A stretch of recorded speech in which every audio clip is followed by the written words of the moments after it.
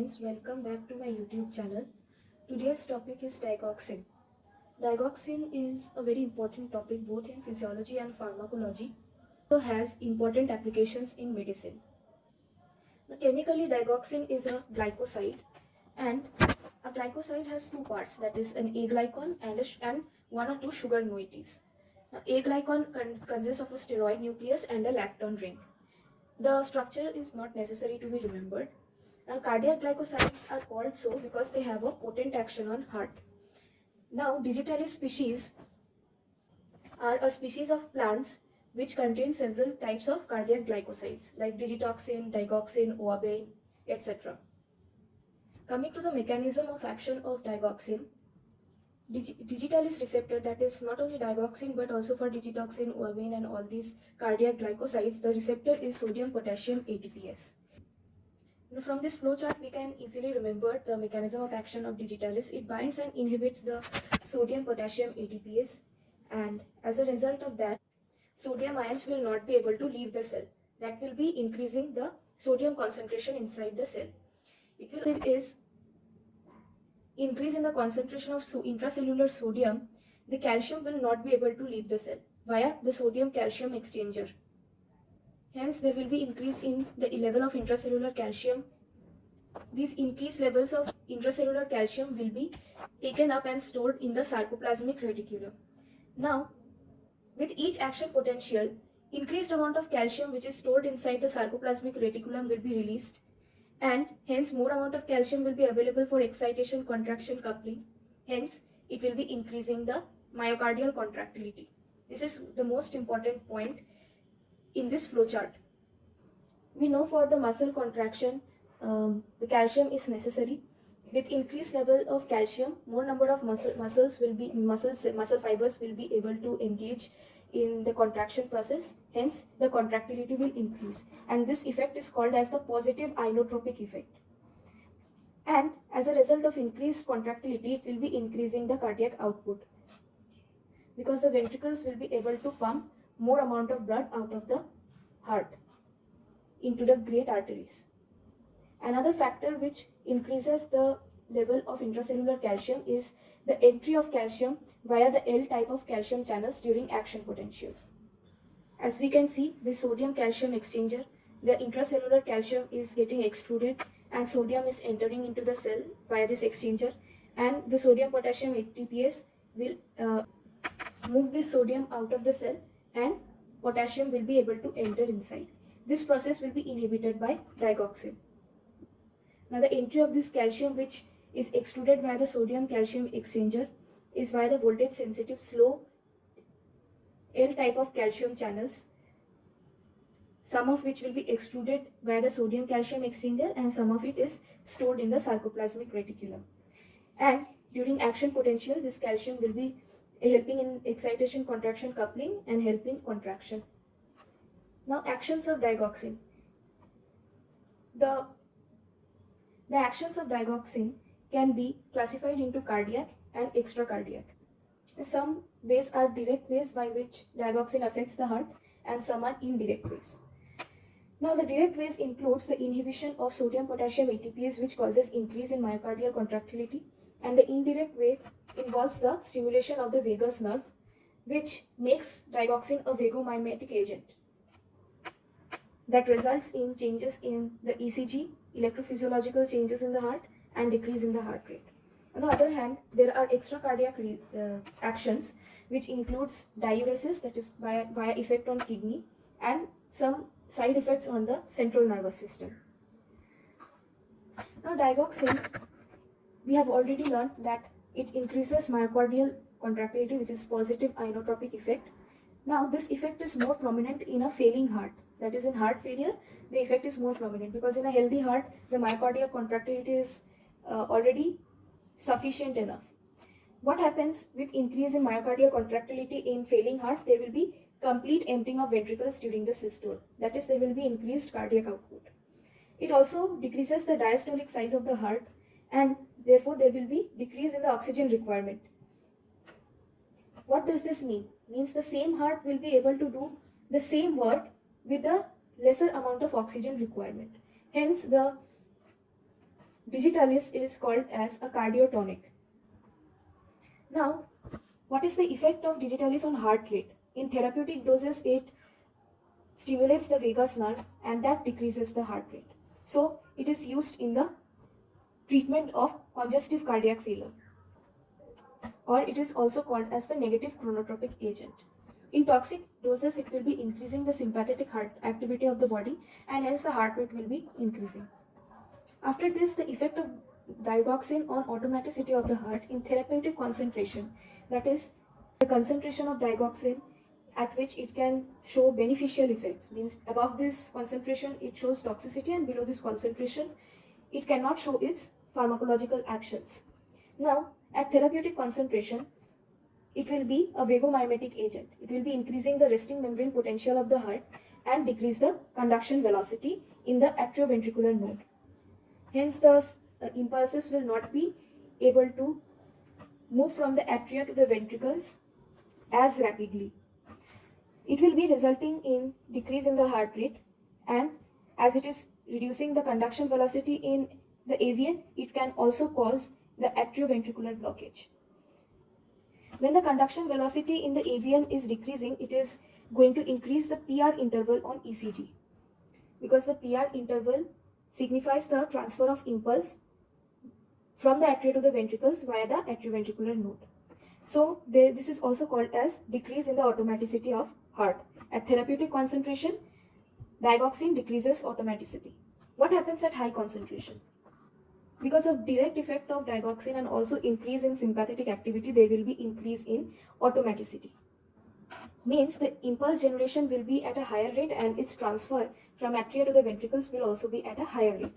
So it increases the risk for arrhythmias. Therefore, digoxin should be administered very safely and carefully monitored, because this is a very dangerous side effect. We shall discuss some effects of digoxin on the electrocardiogram.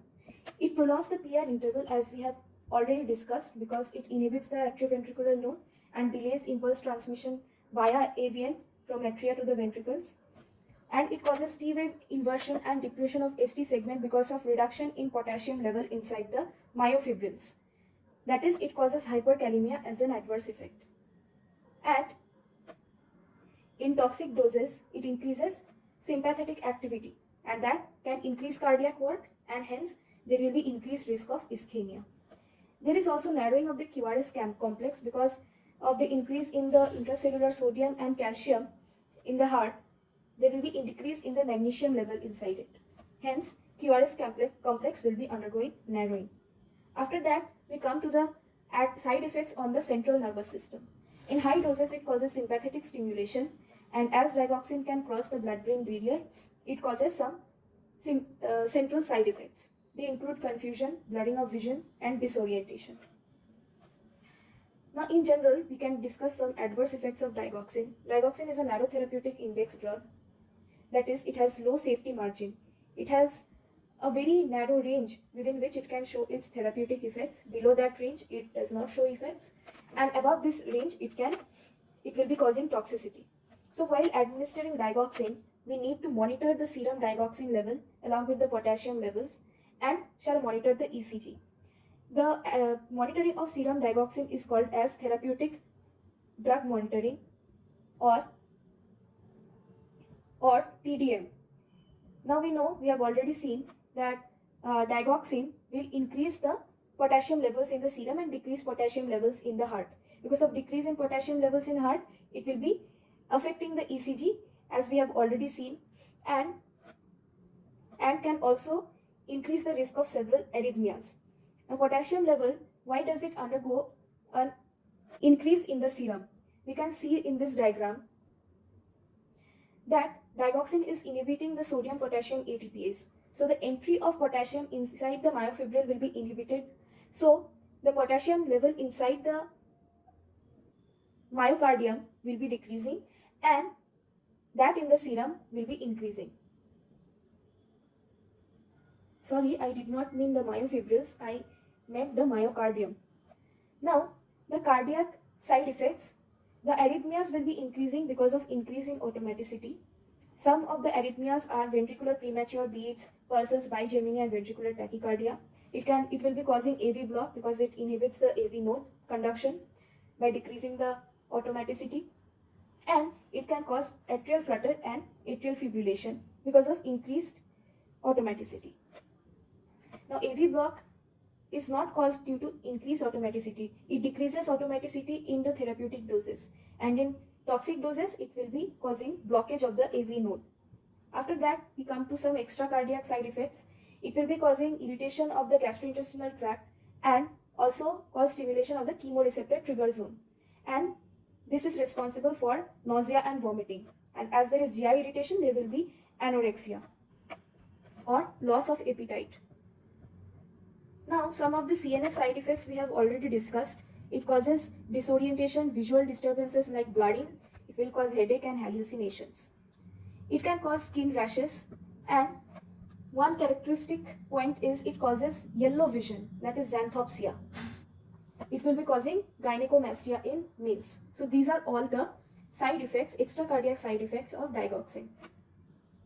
Now we shall come to some of the uses of digoxin. We have already discussed that it is used in congestive heart failure, especially, or in particular, it is used in low output failure, which is usually associated with atrial fibrillation. Within therapeutic doses, it decreases automaticity and can help in treatment of the atrial fibrillation.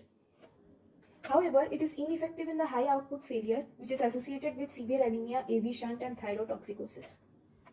In fact, digoxin is contraindicated in high output failure. Why? Let us see.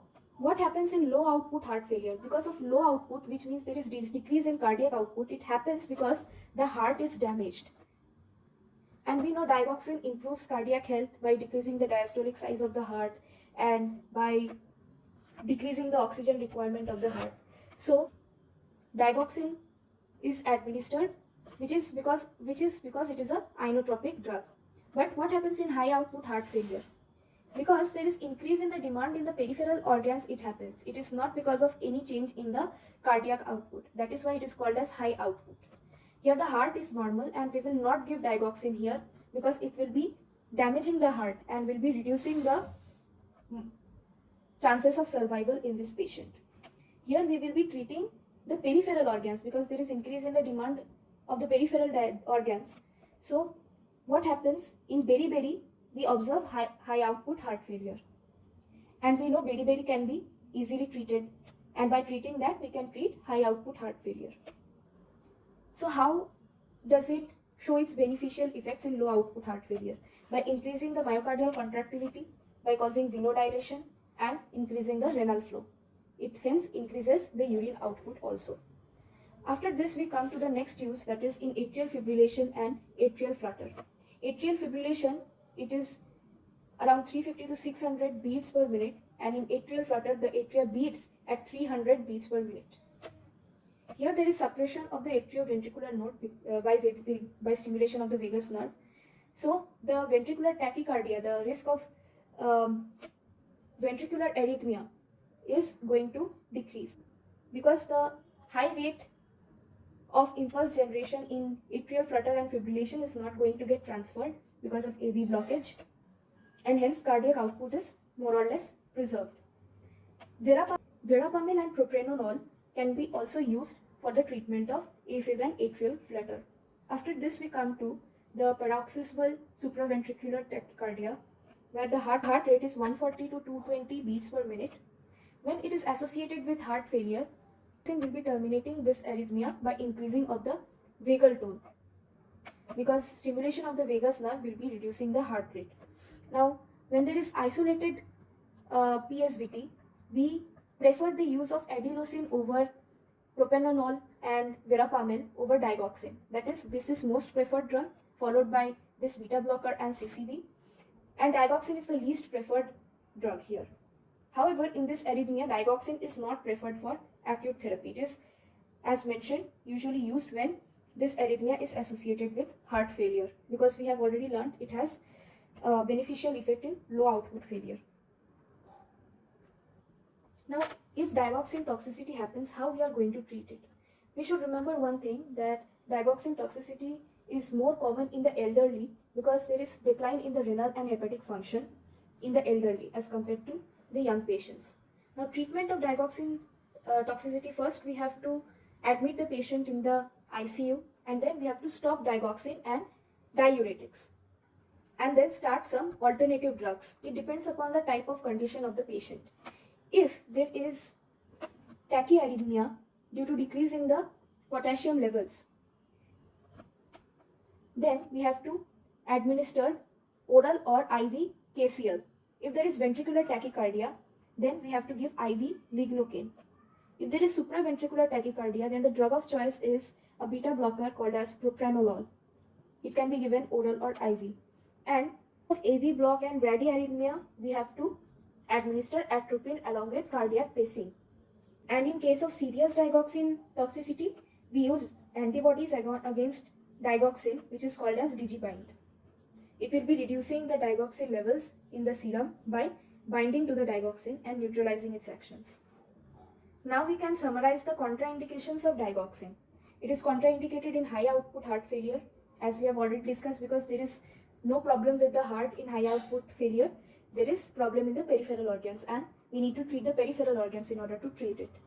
Now, electrolyte imbalance like hypokalemia, hypercalcemia, and hypomagnesemia will be causing toxicity of digoxin. Hence, digoxin is contraindicated in all these cases.